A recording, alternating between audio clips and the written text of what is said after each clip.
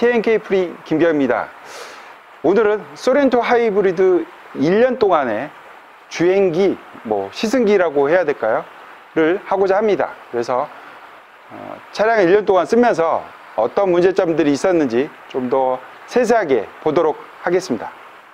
네, 오늘은 1년 동안의 데이터를 좀 정리하고 하다 보니까 앞에 노트북을 갖다 놓고 자료를 좀 보면서 이야기하도록 하겠습니다. 이제 한마디로 표현을 하자면 이렇습니다. 만족감은 컸지만 역시 이제 속을 좀 많이 썩인 차량이라고 말할 수 있을 것 같습니다. 그리고 1.6 터보 하이브리드 시스템은 완성형이 아닌 아직도 현재 진행형이라고 말하고 싶습니다. 아직까지도 역시 좀 문제가 많습니다.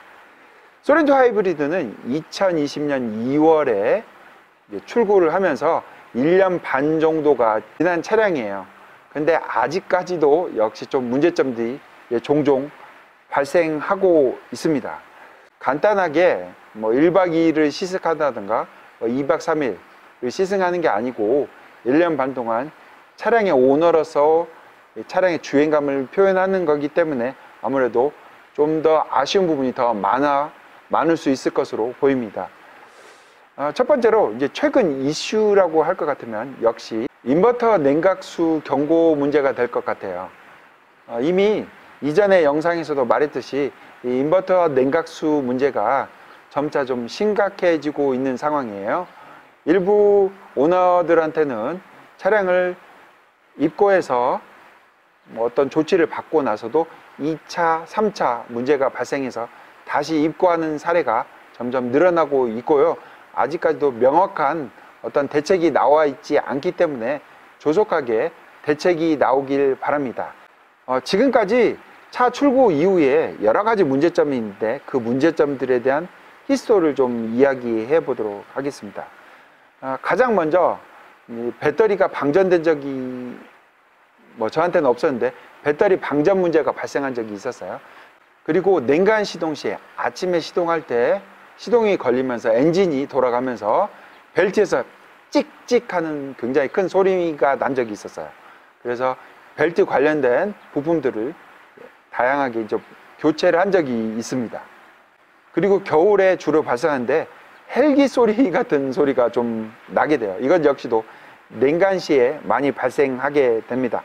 아직까지 이 문제는 해결되지 않았고 차량 운행에 큰 지장을 주지 않는다는 것 때문에 수정이 되지 않을 것으로 보여서 좀 아쉬운 부분이에요. 그리고 겨울에 배기 파이프가 얼어서 터진 적도 있고 그래서 배기 파이프에 구멍을 뚫어서 물을 뺀 적도 있었습니다. 그리고 여전히 큰 이슈가 되지 않은데요. 1열에 운전석과 조수석에 비가 오고 난 이후에 아니면 비 올 때 창문을 윈도우를 닫으면 굉장히 끽끽거리는 소리가 많이 나서 굉장히 신경이 많이 쓰이고 있습니다.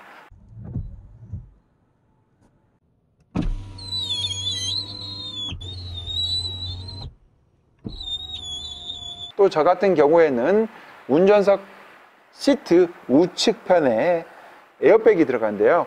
이 에어백이 좀 처져서 부풀어 올랐었어요, 시트가. 그래서 사업소에 가서 뭔가 보강제를 좀 댄 적이 있었는데 이런 부분도 좀 더 미리 알았다면 운전자에게 얘기를 해줬으면 좋을 텐데 전혀 알려지지 않았고 나중에서 알고서야 이제 처방을 받았던 등 굉장히 아쉬운 부분입니다.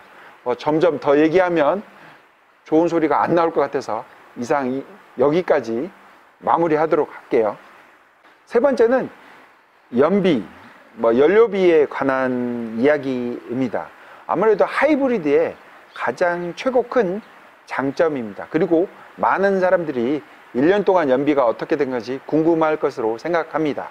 잠시 잠깐의 연비가 아니라 1년 동안 사용하면서 적게는 30리터를 주유했고 많을 때는 45리터를 주유하면서 그 주유한 연비를 총 합계를 냈어요. 그래서 연비가 나왔는데 연비는 16.08km/L가 됐습니다. 계절에 따라서 연비 변화가 제법 크다는 걸 좀 인지했으면 좋겠습니다. 봄, 여름 뭐 가을까지는 연비가 비슷하게 나와요. 가장 최악으로 떨어진 시기가 바로 겨울입니다. 아무래도 모터하고 배터리가 들어가다 보니까 전기차처럼 겨울에 연비가 상당히 많이 떨어져요. 그래서 계절별로 연비를 이전 영상에서 한번 한 적이 있는데 더 구체적으로 1년 동안 해서 나눠서 다시 보여주도록 하겠습니다. 그리고 여름철에 에어컨 사용량이 이제 극도로 좀 많이 늘어나는데 상대적으로 연비 하락은 그렇게 크지 않습니다. 에어컨 사용량 때문에 연비가 크게 하락할 것으로 예상되지만 제가 운행해 본 과 그렇게 큰 차이는 나지 않는다는 것도 알아두시면 좋겠습니다.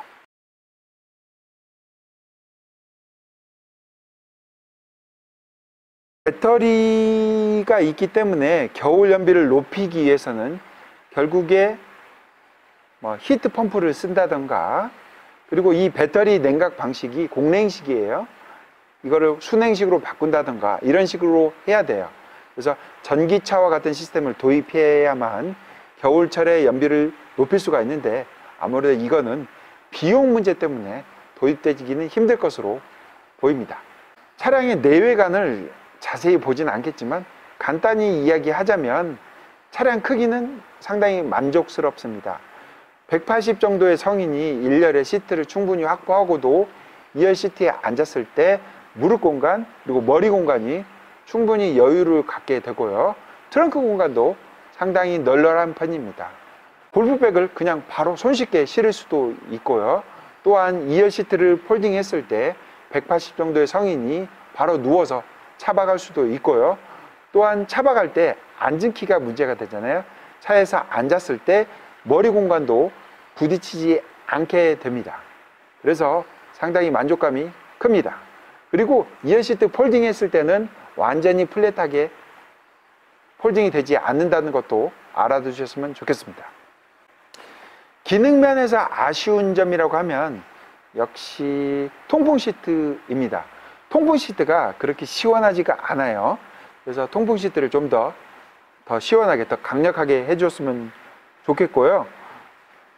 그리고 실내 공간에서 아쉬운 부분은 블랙의 하이글로시 플라스틱을 좀 많이 썼는데 이게 손때가 좀 많이 묻어서 좀 보기가 싫고, 또 먼지가 손쉽게 묻어서 좀 상당히 안 좋아 보이거든요. 따라서 저는 경쟁 모델은 산타페의 그 실내 소재가 더 만족스럽게 여겨집니다. 이런 부분도 좀 참조했으면 좋겠습니다.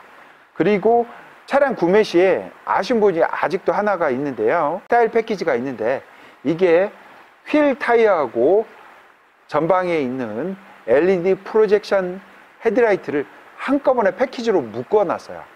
전 개인적으로 17인치 타이어하고 LED 프로젝션 헤드라이트를 선호합니다. 그런데 스타일 패키지를 하면 17인치 타이어를 선택할 수가 없어요. 그래서 굉장히 아쉽습니다. 사람마다 취향도가, 개인 취향이 다 다르기 때문에 휠 타이어 정도는 하나씩 선택할 수 있는 옵션을 따로 좀 만들어줬으면 좋겠어요. 17인치 선호하는 사람은 17인치만 따로 선택할 수 있는 옵션을 좀 만들어줘서 패키지로 묶지 않았으면 좋겠습니다. 추가적으로 저한테 종종 많이 묻는 부분인데요. 17인치 타이어가 어쩌냐고 하는데 좀 작아 보이긴 합니다. 하지만 되게 실용적이고 연비가 더 좋습니다. 그리고 디자인도 그렇게 나빠 보이지는 않아요. 다만 17인치 타이어가 평평도가 19인치에 비해서 좀 더 커요. 그래서 승차감이 좀 더 좋고, 단점이라고 하면 회전 구간에서 롤링이 좀 더 심합니다. 마지막으로 소렌토 하이브리드에 바라는 점입니다. 소렌토 하이브리드는 전기차하고 같이 모터도 들어가고 배터리도 들어갑니다.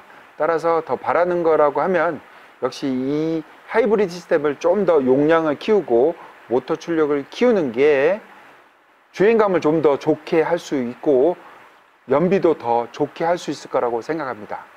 현재 배터리 용량이 1.49kWh인데요 2kWh까지 늘렸으면 좋겠습니다. 현대차의 1.6 터보 하이브리드 시스템은 배터리가 4칸 중에서 반절에서 3칸, 그러니까 2칸에서 3칸 사이를 왔다 갔다 하면서 충방전을 차가 아래서 하게 됩니다. 하지만 반절 이하로 떨어지면 주행 질감이 상당히 많이 떨어져요. 뭔가 엔진 RPM만 더 올라가고 소음만 커지면서 차량이 속도가 증가하지 않는다든가 이런 문제가 발생하기 때문에 주행감을 좀 더 좋게 하기 위해서는 배터리 용량을 좀 더 키우는 게 좋을 것 같고요. 정지했다가 출발할 때 주로 EV 모드로 출발하게 돼요. 그러니까 모터 도움을 많이 받게 되는데 모터 토크나 출력을 살짝 좀 더 높이게 되면 아무래도 좀 더 손쉽게 출발할 수 있게 되거든요. 그렇기 때문에 모터 토크나 출력을 살짝 좀 더 높이는 게 더 좋을 것으로 보입니다. 1.6 터보 하이브리드가 앞으로 미래에 더 해야 될 과제라고 하면 아무래도 올휠 드라이브 시스템이 모터 시스템으로 바뀌는 거라고 생각합니다. 현재는 기계적인 시스템이 후륜 쪽에 들어가서 올휠 드라이브 시스템이 구축되는데 이러지 말고 후륜 쪽에 조그만 모터 구동 시스템이 들어가서 투모터 하이브리드 시스템이 들어가면 훨씬 더 주행감도 좋고 그리고 코너링에서도 올휠 드라이브 제어하기에 훨씬 더 편할 것으로 보입니다. 이렇게 1년 동안의 주행기를 간단하게 요약했습니다. 차량을 구매하시는 1.6 터보 하이브리드 시스템을 구매하시는 분들에게 참조가 되었으면 좋겠습니다. 감사합니다.